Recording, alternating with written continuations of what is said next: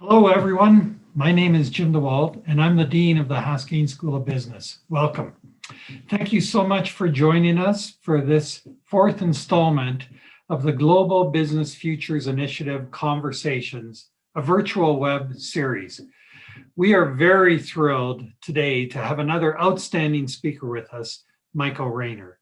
But before I introduce Michael, I would like to take this opportunity to acknowledge the traditional territories of the Blackfoot and the people of the Treaty 7 region in southern Alberta, which includes the Siksika, the Tukani, the Kainai, the Tsuut'ina, the Stoney Nakoda First Nations. And the city of Calgary is also home to the Métis Nation of Alberta, Region 3. Please join us in acknowledging the traditional territories of Indigenous peoples in your location. It's so great to have you here. And this is, as I mentioned, the fourth in a series where we started with Adam Legge, Goldie Hyder, and then Vijay Govardharajan. And this is all around our theme of making the Haskayne School the place where big ideas come to life and bold leaders thrive. The Global Business Futures Initiative is very much at the core of this new mission for our school and direction. And the GBFI is specifically tasked with launching a regular global business summit that will serve managers, directors, investors, and policymakers on the issues related to achieving corporate longevity and prosperity, which we all know is under serious threat due to changing disruptions or rapid disruptions such as artificial intelligence, robotics, and so on and so forth. Now, with that in mind, it's my great pleasure to introduce Mr. Michael Raynor. Michael is a managing director with Deloitte and a world-renowned expert in the areas of climate change, innovation, and strategy. He's also the author of 4 best-selling books, and I would highly recommend all of them, including The 3 Rules: How Exceptional Companies Think. Now, this afternoon, Michael will be discussing purpose-driven organizations. How can these organizations define and achieve corporate longevity in a turbulent environment? I'd also like to introduce Professor Alex Ozievsky from our Entrepreneurship and Innovation Group at the Haskayne School of Business. And Alex is also the director of the Global Business Futures Initiative. And also we have Tanya Verhulp with us. Tanya is the director of our executive education programs at the Haskayne School of Business, and she will be co-hosting the program today. So now I'll pass it over to you, Alex, and I'm sure everybody's going to thoroughly enjoy the next hour. Over to you. Thank you, Jim. Thank you very much. Dear friends, I am so excited to welcome you all for this online event. Let me talk a couple of technical details first before we proceed to the substance. So first and foremost, we have 1 hour, and we are planning to split it into 30 and 30 minutes. About 30 minutes where the hosts will ask a couple of questions, and we will have discussion, and then we will proceed to questions from the audience. Some of you, when registering, provided to ask your questions, and we will draw on that database. However, in addition, this is a live event, and we can use these live opportunities. At the bottom of your Zoom window, you have a Q&A button.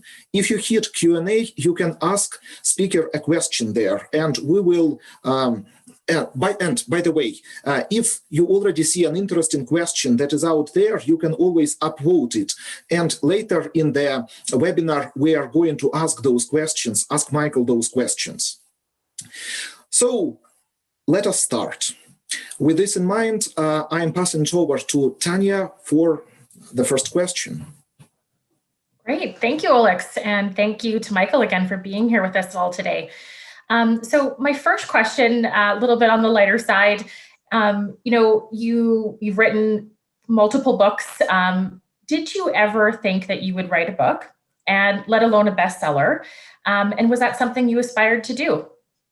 Well, I guess I I had always wanted to publish and wanted to write something of some significance in the way that a lot of kids dream of being in the NHL. So I don't know if I'm quite sure I never quite made it to my field's equivalent of the big leagues, but yeah, that had long been something that that I had aspired to and thought would be a useful way to spend my professional life. I remember I did my my MBA at the Ivy Business School at the University of Western Ontario, and that's when I kind of discovered, really for the first time, that that business was a discipline of academic inquiry, and that it was possible to build a career potentially, thinking about some of those issues in conceptual ways that were of use to others. And that's when I kind of pivoted from a rather nebulous view that maybe it'd be nice to write something at some point. I've been a journalist in one form or another, going all the way back to grade school, for heaven's sake. But that's when that field kind of got its hooks into me. And as they say, the rest is history. That's fantastic. Thank you. So your books speak a great deal about great companies. And what would you say distinguishes great companies from the rest? Yeah, that question leads the witness, to be sure. My most recent book in 2013 was The Three Rules: How Exceptional Companies Think, and that was the outcome of, good heavens, 6-7 years of collaborative research with a number of folks. My longtime colleague and friend Mumtaz Ahmed, who's now retired from Deloitte, but for a long time was the Chief Strategy Officer of Deloitte, and also collaborative work that took shape in a number of academic articles with Professor Andy Henderson at the McComb School of Business at the University of Texas at Austin. So this was a long-term research project.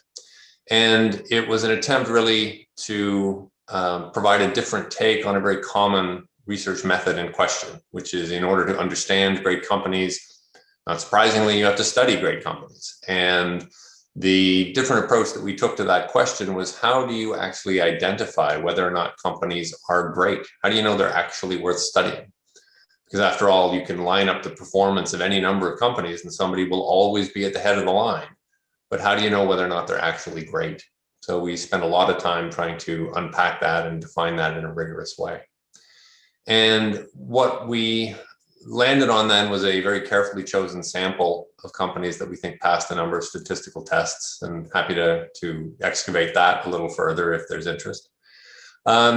And as much as we tried to understand what exceptional companies did, we found that there simply were no repeatable patterns. And we ended up settling on the notion that what differentiated them, and indeed what caused their exceptional performance over time, was not so much what they did, but how they thought. What were their criteria for making choices and tough decisions in the face of uncertainty? And that's how we settled on this notion of 3 rules, hence the subtitle, How Exceptional Companies Think. We concluded that the key features were better before cheaper, which is to say, when it comes to answering the question, how do you create value for customers, you focus on value rather than price. When it comes to capturing value in the form of profitability, focus on revenue, not cost.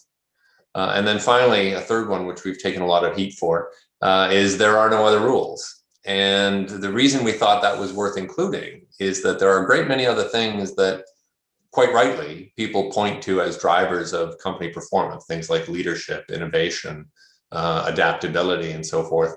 And those are indeed critical, but in our view, they are only instrumental.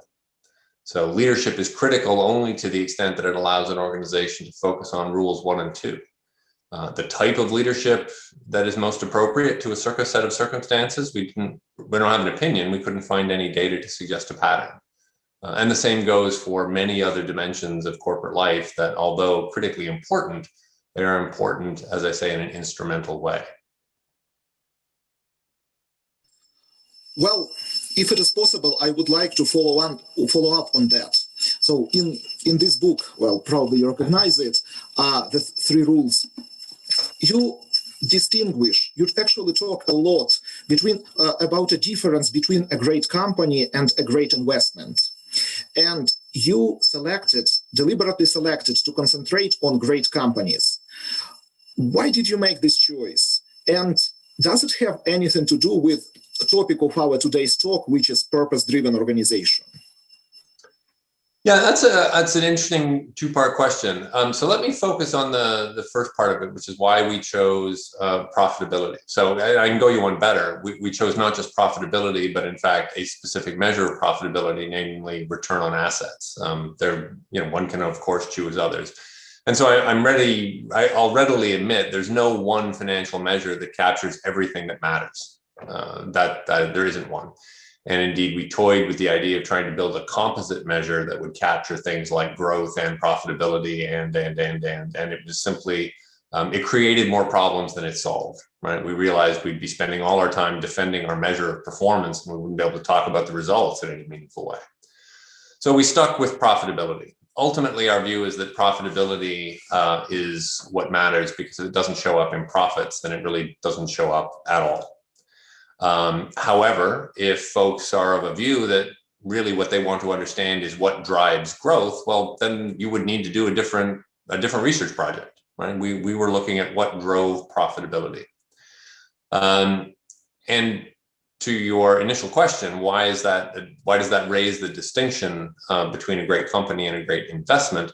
The thing to remember, I think, is that when it comes to what drives investment value, that fundamentally is upside surprise. Right? Stock prices go up when a company's results surprise investors in ways they want to be surprised, and so the stock price gets bid up to reflect these new expectations. So you can have an enormously profitable company with a stock price that really doesn't move much, because all of that future profitability is already priced into the stock. And so if the stock price has priced in 10% growth and increasing profitability, and then the company actually delivers that, the stock price won't go up again. It's already gone up to reflect those expectations for future performance. So companies that would seem to be extraordinary, growing by significant percentages year on year, delivering outsized, indeed industry-leading profitability year on year, seems to me you'd want to call those companies exceptional companies, even if their stock prices really don't go anywhere. The fact that they're not surprising seems to me to do nothing to take away from the fact that they are exceptional. And so I think that's a critically important distinction to keep in mind. One last illustration of that principle: think of a company that is expected to do absolutely horribly and then manages to deliver mediocre performance. If you improve from horrible to mediocre, your share price will go through the roof. Does that mean you're a great company? No, by definition, it means you've made it to mediocre. Congratulations, you've clawed your way to the middle. So you're a great investment, but you're a mediocre company. And so I think that distinction is one that is worth not just keeping in mind, but indeed keeping front and center. Remind me the second part of your question. Oh, the connection with purpose. Correct. Yeah. So I think there, we didn't give that a lot of thought in the context of the research back in 2013 when we were finalizing that work. And my view of it now is perhaps not a lot. I think that an organization's purpose is in many ways, at least conceptually and maybe even practically distinct from many of the issues that come to define an organization's purpose. I think purpose in many cases goes beyond simply financial success. There's a phrase goes back many decades. You may have heard this notion of triple bottom line, the idea that there are a number of dimensions that matter to an organization, of which financial performance is but one of them. And I think that the three rules was focused almost exclusively on the notion of not just financial success in general, but profitability in particular. That's important, but it's not the only thing that's important. I think the question of purpose matters as well, and these days perhaps even more. Thank you for that. I think that leads nicely into a question that we have for you coming up in a little bit. My next question is, we're hearing a great deal from business experts about a trend, which is the decline in corporate longevity in the Western world. So we're seeing corporate mortality, if you want to call it that, become a significant concern for business leaders, institutional investors, and politicians. So do you believe this is indeed a trend? It's something that you're also seeing. And is it something that leaders should be concerned with? This may be a somewhat unsatisfying answer, but that if that's true, it will at least have the virtue of being the truth, as I understand it, which is that the claim that companies have an increased rate of mortality is a purely empirical claim. And I actually haven't seen any data to suggest that's true. I have seen lots of data supporting the idea that companies spend in expectation, a decreasing period of time at the top of their industries. So you might think of for example, a list like the Fortune 500, which has been studied to death, perhaps. So people look at the median longevity of companies that make it into the Fortune 500. So conditional on making it into the Fortune 500, companies today spend less time in the Fortune 500 than they did 20, 30, 40 years ago. I don't know that, let's just stipulate that's true. Right? That in itself is an empirical claim that's subject to question, but let's just say it's true. I don't know that that's necessarily a bad thing. All that says is that companies, the relative position of companies is subject to greater volatility than it was in the past. But that probably just speaks, on one view, that speaks to increasing dynamism and an increased level of competition within industries. And it's difficult to become the biggest, and it's more difficult than ever to remain the biggest. And for people who believe in free markets and the merits of competition, I don't know that that's a bad thing, especially if it doesn't mean that the companies that fall out of the Fortune 500 somehow die. And they haven't gone bankrupt. All the people who work for them haven't lost their jobs. The investors haven't lost their investments. It may be a situation where companies continue to tick over quite nicely, thank you very much, but they simply haven't caught the next ski lift to the top of the next mountain. Somebody else did. And that's okay. I don't necessarily, there's not a necessary downside implied by that fact. So I think the notion that corporate mortality is up is something that to me remains an unanswered question. And to the extent that markets are increasingly dynamic, a question worthy of its own conversation, let's just say they are increasingly dynamic, that's all to the good, it seems to me. That drives innovation and competition and advances society as a whole. Okay, if I follow up on that,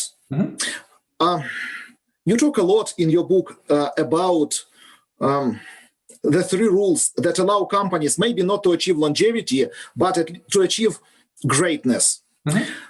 But does following the 3 rules guarantee long-term prosperity or long-term creation of shareholder value?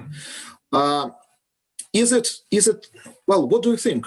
Yeah, so certainly no guarantees, right? If I'd come up with something that were that ironclad, I wouldn't have put it in a book for $26.95. So it is very much a probabilistic claim. And the book goes to some lengths to sort of describe the parameters and the limitations on our findings and what we think they mean. So essentially, the way we have come to understand the 3 rules is that they provide a way to make hard decisions when the data are ambiguous. So when it's not clear what you should do, should you focus on cost cutting? Should you try and drive revenue growth? This is very often a very difficult choice and subject to a rather sharp trade-off in a lot of organizations. Hard to do everything at once. And our research would suggest that when you are facing those kinds of ambiguous and difficult trade-offs, your bias should be toward revenue, not cost. Your bias should be toward better, not cheaper. And in expectation, that will lead to a better outcome over the long run. And all of those somewhat woolly words are given concrete definition in the context of the research. And really all it's intended to do is to allow you to do better for longer than you would have done otherwise. So we think of it in terms of something like flying a glider, for example. As they say in the airplane business, takeoffs are optional, landings are mandatory. So given that you're flying a plane, given that you're running an organization, what I can guarantee is that at some point the gig will be up. Nothing lives forever. So the question is, how do you do the best you can for as long as you can? And that's what the three rules are intended to deliver. No fountain of youth, not even the promise of immortality. But I think the prospect of, to extend the analogy, the prospect of a longer and healthier life than would otherwise be the case. I have another follow-up thing here. So I personally thought a lot about what happens if every organization follows the three rules, particularly the better before cheaper orientation. So when you are facing a choice between making your product better, like creating more value for customers, versus making it cheaper, you should select making better. But what about all the, for example, emerging countries where people really need cheap solutions, where we really need to remove all the bells and whistles from our solution in order to get something for people who are making $10 a day? Sure. What do you think about it? Yeah, that opens the door, I think, to a critically important dimension of what we feel we learned from that research, which is that in competitive markets, the issue is always your relative position compared to your relevant competition. So when we say that markets in developing countries, or even just poorer countries, never mind developing or not developing, require cheaper solutions, what we're saying is they require cheaper solutions than we do. But that's not the relevant benchmark, because when they go to the grocery store, they are not choosing between what they can buy on their grocery shelves and what we can buy on our grocery shelves. They're choosing amongst the options that are available to them. And so in the context of that market, if you want to deliver value to that market and you want to be a successful company there, then the key, once again, I believe, is to compete on the basis of the value you provide, not simply a cheaper version of what is already on offer. And I think that's true within market not only across markets, but within segments within a market. One of the examples that we spend some time exploring in the book, for example, is in the discount retail space. Also look at examples in the hotel space, right? So somebody who is looking for a hotel is not typically deciding whether they should stay at a Motel 6 or at a Four Seasons. Right? Those things are not close substitutes. So it's tempting to say, well, Motel 6 is cheaper than Four Seasons. Well, that's true, but that's not relevant competitive set. The relevant competitive set is to look at Motel 6 versus Red Roof Inn, or to look at Four Seasons versus the Ritz-Carlton. Those are organizations that compete against each other. And now the question of better before cheaper is relevant. So in all of these markets, we are talking, at the risk of repeating myself, your relative position versus your relevant competition. And that's the context within which we have found the rules apply. Thank you for that. Switching gears a little bit to talk a little bit more about your work on climate change. Recently, your recent work speaks a great deal about it and the corporate climate change strategies. What drove your evolution in thinking from focusing on disruptive innovations to more on the corporate strategies for climate change? Yeah, it's, I think I'll take half a step back there. We're kind of all, I believe, on our own personal journey when it comes to determining how we grapple with what climate change means for us personally, and the broader communities that we're all part of. I'd say probably 4 or 5 years ago, I mean, the climate change issue has been out there, available to anyone who cared to read about it for the last 40 or 50 years. So it's hardly brand new. And I claim no real virtue in coming to the level of ardor that I now bring to this particular topic, but I've landed where I've landed. And I'm pretty much increasingly of a view that climate change is pretty much the only question that matters. I think unfortunately, there's still a lot of work to be done to communicate effectively to enough people the magnitude and the urgency of the challenge that we face. There's a paper that's been making the rounds called Deep Adaptation that I would commend to anyone who's interested in this topic, that begins to get at the problem in a way that I have come to see it. the explanation that I have come across that really speaks to me is the observation that in the 550 million years that there has been complex multicellular life on Earth, there have been 5 mass extinctions, and we're in the midst of the 6th. And those mass extinctions are caused pretty much in every case by massive pulses of carbon pollution, of greenhouse gas pollution, mostly carbon dioxide. And what tips the planet over from a fairly stable state into something that leads to the global extirpation of pretty much all species on the planet is not just level of carbon dioxide, but the rate of change in atmospheric carbon dioxide concentrations.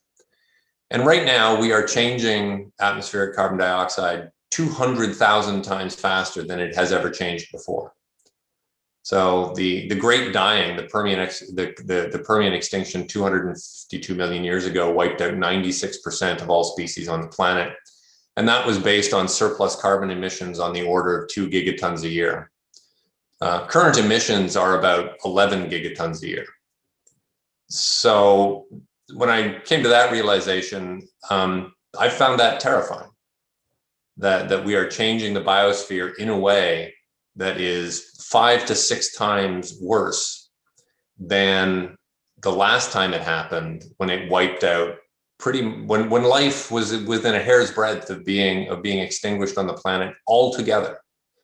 So when people talk about climate change and they say, well, it's economic dislocation and it's maybe mass starvation in poor parts of the world and maybe mass migration, that's not even coming close to the magnitude of the challenge that we face. And it's difficult to talk about this. I must confess. I mean, often you see somebody talking about Armageddon and the end of all things, you think they should be wearing a tinfoil hat. And I wouldn't blame you. But there is too much science that is far too credible that points in this direction, that I've simply landed in a place where I can't ignore it anymore. And there's a favorite quotation of mine from F. Scott Fitzgerald. He says, "It must be possible to see the situation as hopeless and yet be determined to make it better." And so in the face of that kind of challenge, you can choose to give up or you can choose to try. And so for now, at least, I'm choosing to try. And so Deloitte has committed itself to beginning to make a serious commitment to driving a shift to a sustainable economy. And I'm enormously grateful to have the opportunity to be part of that effort. This gets a really interesting discussion about what should be the role of business in fighting climate change. Why should business be engaged? Why not society? Why not somebody else? What should be the role of business? And well, probably let's stop here at this stage. We have a couple of new questions coming in Q&A, and we will get to them. But let's start with this broad theme. Yeah, I think that, I mean, business organizations are made up of people, and we all wear multiple hats simultaneously.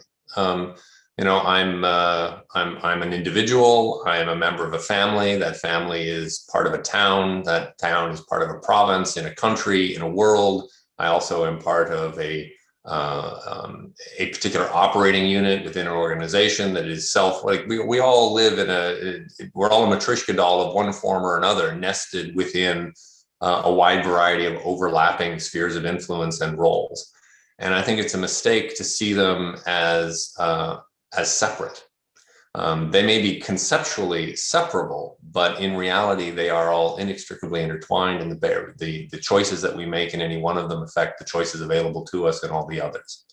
So I think business organizations are not merely participants in marketplaces. They are, in fact, shapers, and they determine what those marketplaces indeed look like. The fact of the matter, it seems to me at least, is that if we all simply respond to the financial incentives in front of us, we will extinguish life on this planet. I think that's inevitable. And markets, and the reason that's true is that markets follow; they don't lead, right? So Larry Fink just released his letter, his BlackRock letter, and he's saying that increasingly they are directing their investment capital toward organizations that, for example, have science-based targets for reaching net zero goals. That is not something for which there is a clear market signal that somehow investing in SBT companies will result in higher returns. So in making that claim, you're not following market incentives. You're in fact trying to change them. And that seems entirely appropriate to me. It's certainly not going beyond our own individual rights if we were to say, look, I don't want to invest in companies that are killing the planet. To put a somewhat fine point on it, imagine that you were investing in 1855. What sorts of organizations would you want to make sure you're not investing in 1855, despite the signals from the market to the contrary? Well, today I think we're in the same bucket. I don't personally want to be investing my money in companies that don't have science-based targets for hitting net zero goals. That's a choice I make as an individual. I think business organizations are in positions to make similar sorts of choices with respect to the companies that they do business with. They can insist that their suppliers meet SBT targets for net zero emissions. Why not? That seems perfectly reasonable. That can be a value that's important to you in the same way that you insist in other issues that go simply beyond price when it comes to making supplier choices and so on. So I think it's entirely within our remit to make those choices, and increasingly urgent that we do. Well, I'm going to jump over to the Q&A that's starting to come in, Michael. So I think the first question aligns nicely with what you just commented on. And this person, I believe, agrees with you that business will be a huge driver in our response to climate change. But their question is, are there specific skills in industries that may be becoming less relevant that might need to be readapted to meet this challenge? That seems to, unfortunately, I can't give you a specific example, but that seems to me to be necessarily the case. I mean, we are talking about a fundamental shift in almost literally the engine of human activity, right? We're changing the energy source that we use to do basically everything that we do. We have to stop burning stuff. That's basically what it comes down to. Stop burning the trees, stop burning the coal, stop burning. You just have to stop burning things. Anything with a flame, we need to turn it off. And that is a thoroughgoing and dramatic shift that will have enormous implications on many, if not all of us. So I think that's necessary. I wish I could offer a more concrete and useful illustration of what that would look like. But certainly the question seems to me to be based on an incontrovertible premise. May I go back in history to Michael Raynor around the year of 2007, when you published your second great book that changed the way I think about strategy. This is the Strategy Paradox book. In this book, you talk a lot about managing strategic uncertainty, working in future that is not predictable. And the main approach for it that you suggest is strategic flexibility, splitting your strategy into core and contingent elements, making real options with respect to contingent elements to make sure that you have all those capabilities, expertise in-house if the future materializes in a particular way. Now, a lot of companies today are thinking about climate change agendas. They are thinking about what to do there. However, we have a lot of resistance, and a lot of companies need to change their mindset in order to adjust to climate change. So should climate change strategy be one of the contingent elements, real options, small investments to make sure that you have the necessary capabilities and expertise? Or should this be a core element of a corporate strategy? I'm asking this question with very particular purpose, because I believe there is an easy way to make a case for trying working with climate change using contingent element and real options. But should it be core? Is it enough? Do we need actually to commit rather than treat it as part of strategic flexibility? Yeah, that's a great framing. I think that's a very helpful challenge, frankly. My perspective is that we need, as you may have gathered from my earlier somewhat gloomy assessment of our prospects, that we need to make a full-on commitment to shifting to a fully decarbonized, zero-carbon economic and other existence. Like, we just simply have no choice. And so as a consequence, that becomes the core strategy. There may be some material uncertainties around which specific technologies, which particular companies, precisely where in a particular value chain you may need to play, batteries versus fuel cells, etc. So it's not as though all the uncertainties have gone away by any stretch.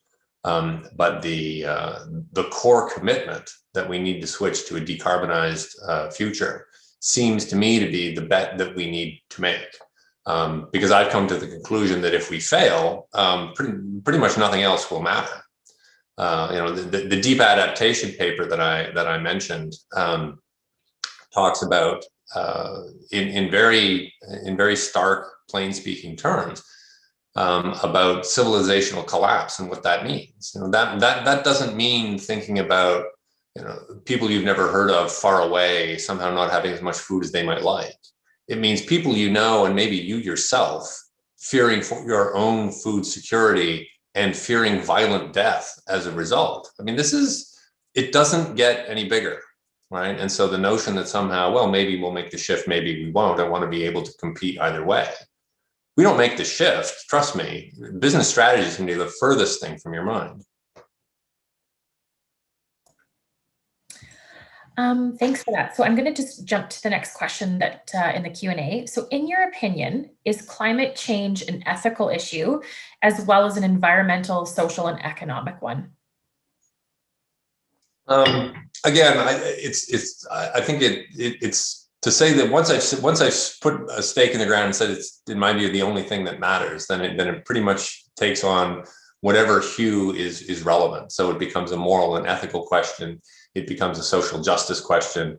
It becomes about our responsibilities to not just to ourselves, not just to the people that are close to us and those that we love, but also to, and even not just our own species, but indeed life on the planet. So it can't be painted in significant enough terms, in my view. So to say that it has moral and ethical implications, I think, is absolutely the case. But in my view, that hasn't led me to color or temper or fundamentally change any of what seems to make sense to me with respect to what that implies for commercial organizations. So if what I'm inferring from the question is there a conflict, if you will, between the ethical implications of responding to climate change and the business implications of responding to climate change? To the extent that there is, it's pretty clear to me that survival is what takes precedence. And so the ethical and moral implications, in my view, would come first.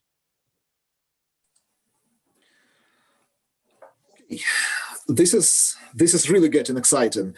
I will keep on asking questions, follow-up questions, but a little comment from our Q&A. Mm-hmm. So, Michael, you mentioned deep adaptation paper.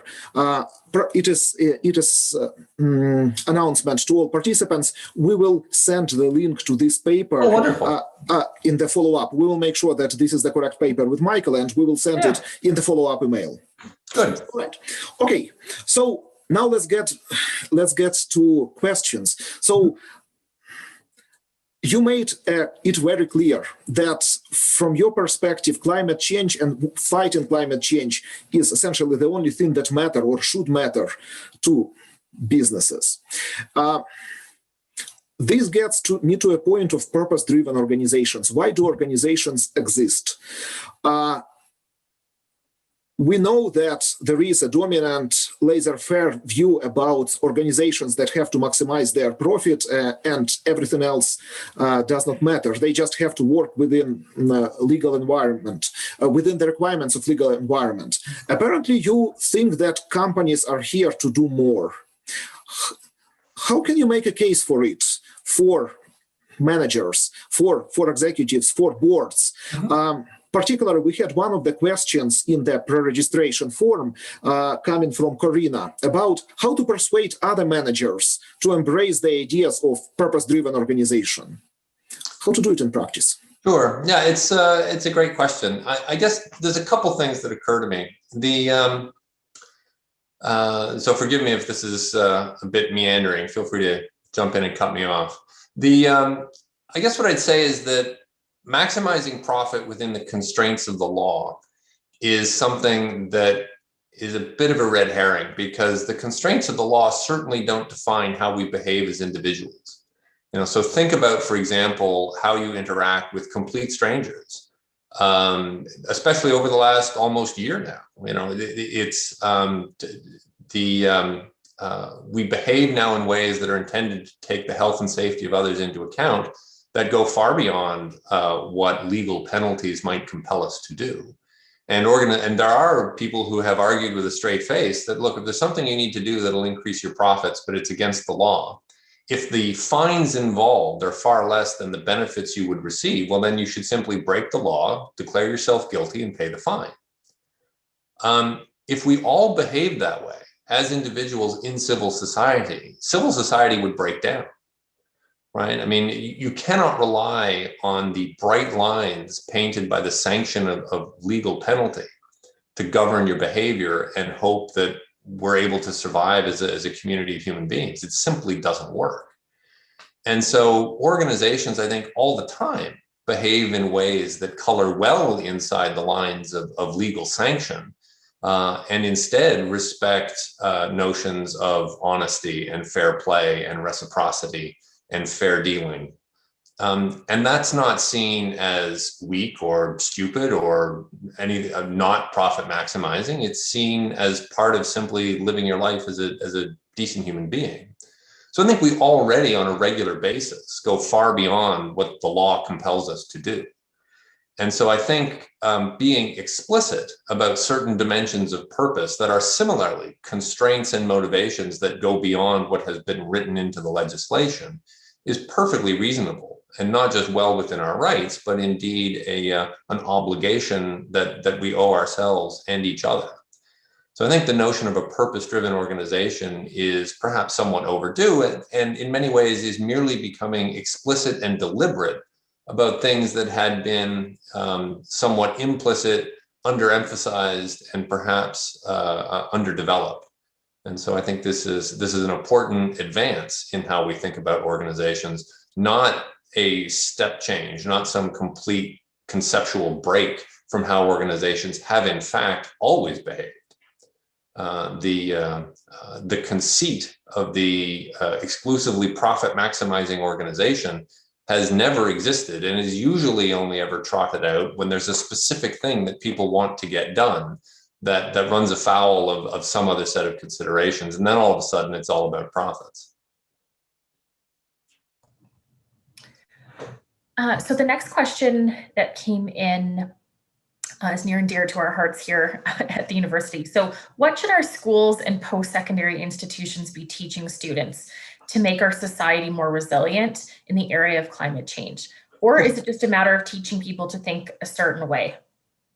Yeah, I don't think I have any great insights into that one at all. I mean, my undergraduate degree is in philosophy, for heaven's sake. So, I was reading stuff that was written 2,500 years ago, like it still matters. So I think there's, as a result, my bias is that there's a lot to be said for understanding many of what appear to be the eternal truths of the human experience. And that goes along with the importance of learning how to learn, if you will. And then this is quickly falling into somewhat anodyne cliche, so I apologize. But I think that a lot of those core skills will remain as relevant as ever.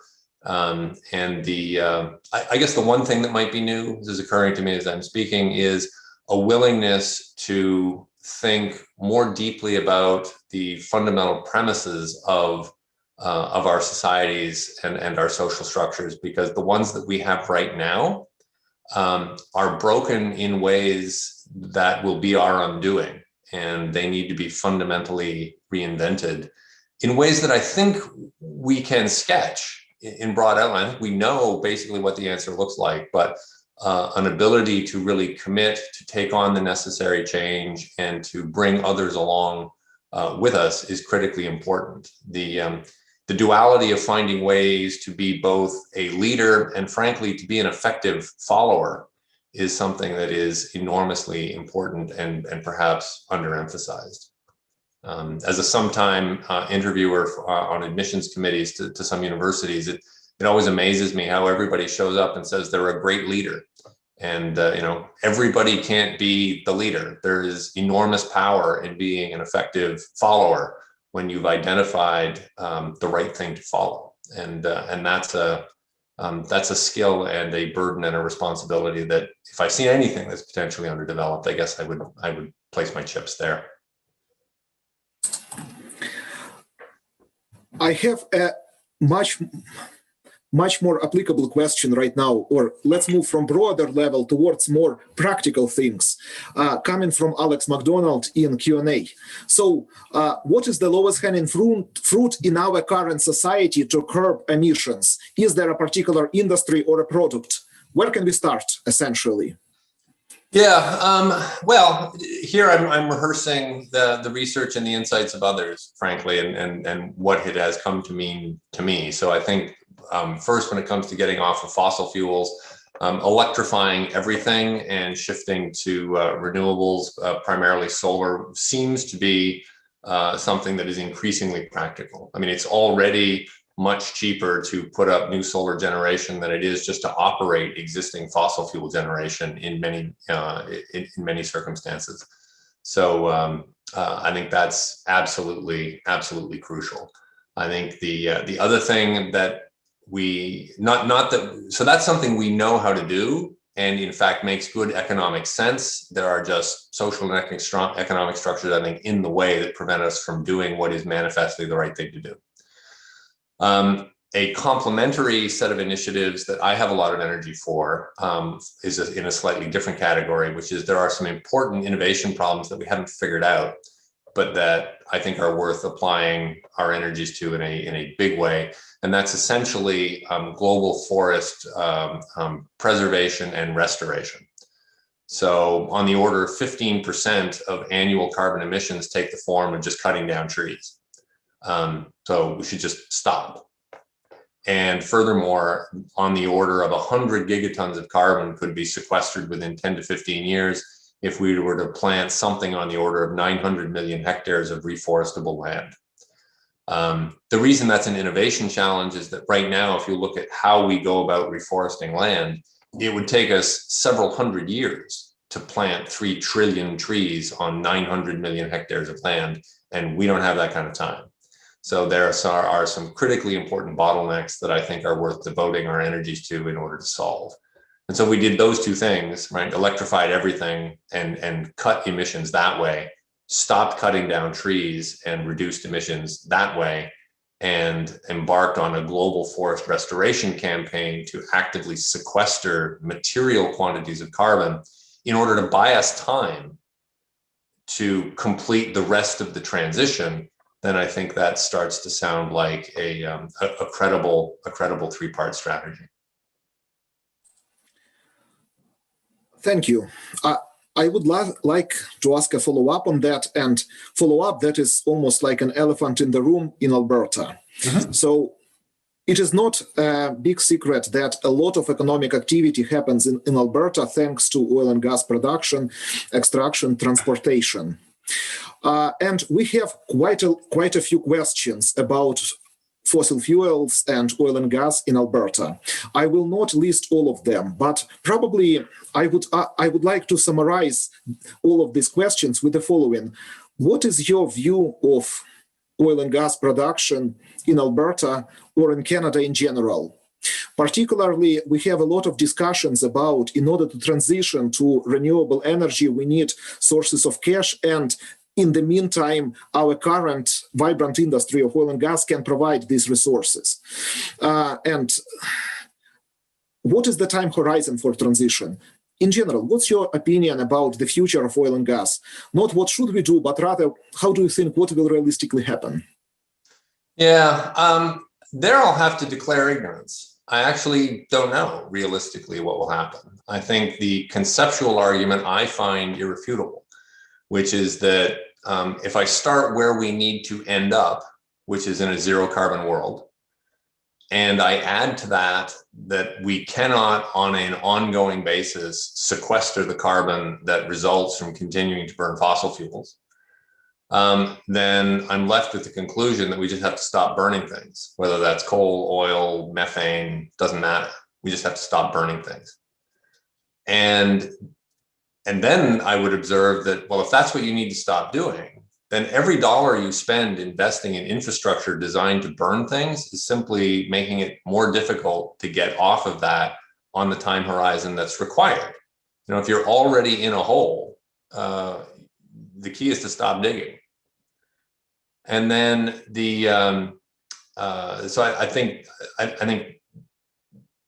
and then finally, to answer your time horizon question, the numbers that I've seen, these are subject to estimation error, just like everything, to be sure, but not as wide as you might think, is that our total available carbon budget is on the order of 150 gigatons, right? So if we emit an additional 150 gigatons of carbon at a planetary scale, we will reach tipping points with respect to global warming that prove fundamentally irreversible, right? So that means thawing permafrost in the Arctic. That means methane fields in the deep ocean thawing and being released to the point that there is literally nothing you could do. Like, it's game over. All you could do is sit back and watch it happen. So, and that 150 gigatons, it's not like at 149.5 we're fine, at 150.5 it's all over. I mean, that's a sliding scale of catastrophe up to 150 gigatons, just to try and be as clear as we can. Emissions right now are on the order of, 10, 11 gigatons a year. So I don't know, 10, 12, 14 years, maybe if we're really lucky. And we better be at zero when we get to the end of that, a zero emission economy, but by the time we hit 150 gigatons, or I don't like our chances. So if you're looking at a decade, right, of steady decline, right, not growth in the interim, right? We need a decade of steady decline to get to zero in a time horizon that matters. Does it really make sense to keep investing in precisely the thing that we need to get out of? Because every dollar, you can only spend a dollar once, right? I've learned a great many things from my mother, but that's one that really sticks. And so if you spend a dollar on that, you don't have it to spend on something else. And as I'm sure everybody's concluded by now, I've got a fairly strong view on what the something else needs to be. Thanks for that. And I think we have a couple minutes for a few more questions. So the one that's coming up to the top right now is millennials and Gen Z are statistically more aware and concerned with respect to climate change versus older generations. I'm curious your thoughts on how we can empower and inspire the coming generations to take the reins. I don't know that I've got a lot that's new to add there. I think a lot of the mechanisms of social action that same generation has pioneered and would be far more facile than I would be.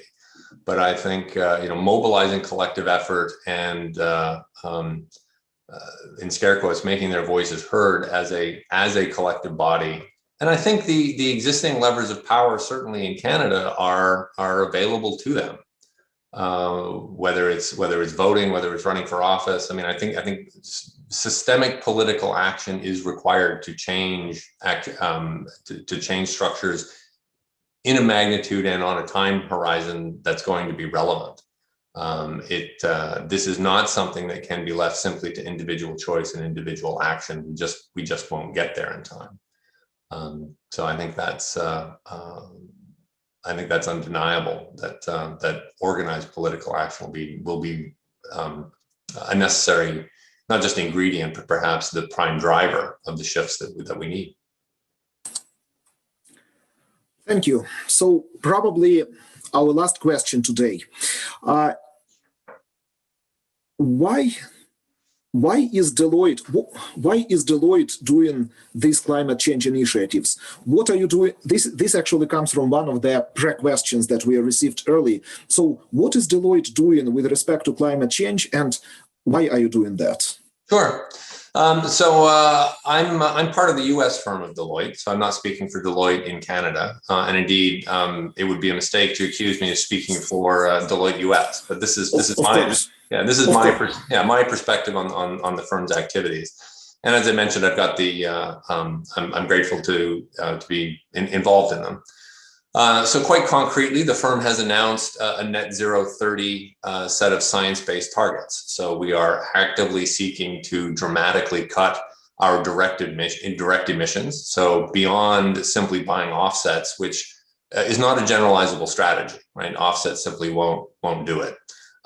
So we're working hard to actually substitute solar and renewable energy sources for our electricity consumption. We are doing things to actively cut our consumption of carbon emitting activities. So whether that's ground transport, whether that's air travel, whether that's electronics of various types. So again, not just decarbonizing, but actually cutting consumption, right? So that we are reducing absolute emissions, not just reducing relative carbon intensity. So those, and we're engaging with our supplier base as well. So not simply looking at the things that we do directly, but also the organizations that we work with. And many of the organizations that are our suppliers are also our clients. And so we are working with those organizations as part of the fact that we exist within an ecosystem, not just a series of bilateral transactions, to try and mobilize collective action. So it goes beyond just the levers that Deloitte can control most directly.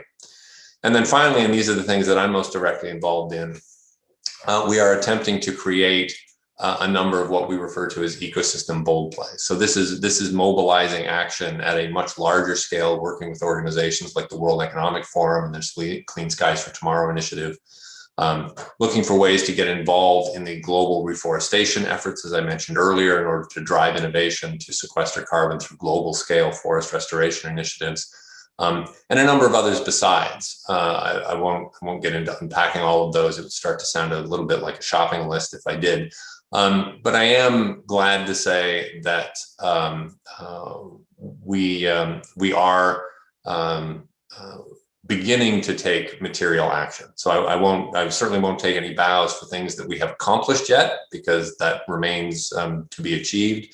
But as the saying goes, well begun is half done. And I'm happy to say that increasingly I'm feeling like we are well begun on a number of initiatives that collectively, in my view, constitute a portfolio of initiatives that address the various high leverage opportunities in the climate change space.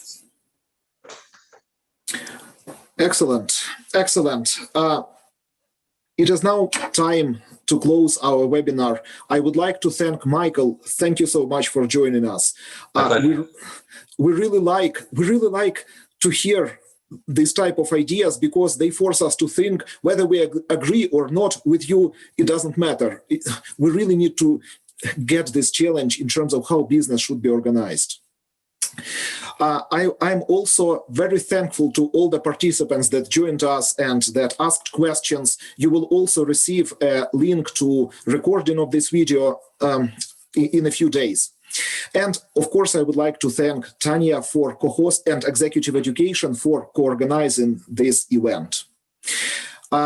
Again, this is Global Business Futures Initiative. We are trying to learn about the future of business, and we will keep on coming to you with interesting speakers, sometimes provocative thoughts, in order to understand what will be the future of business. Thank you very much. Thank you, Michael, again. And this is it.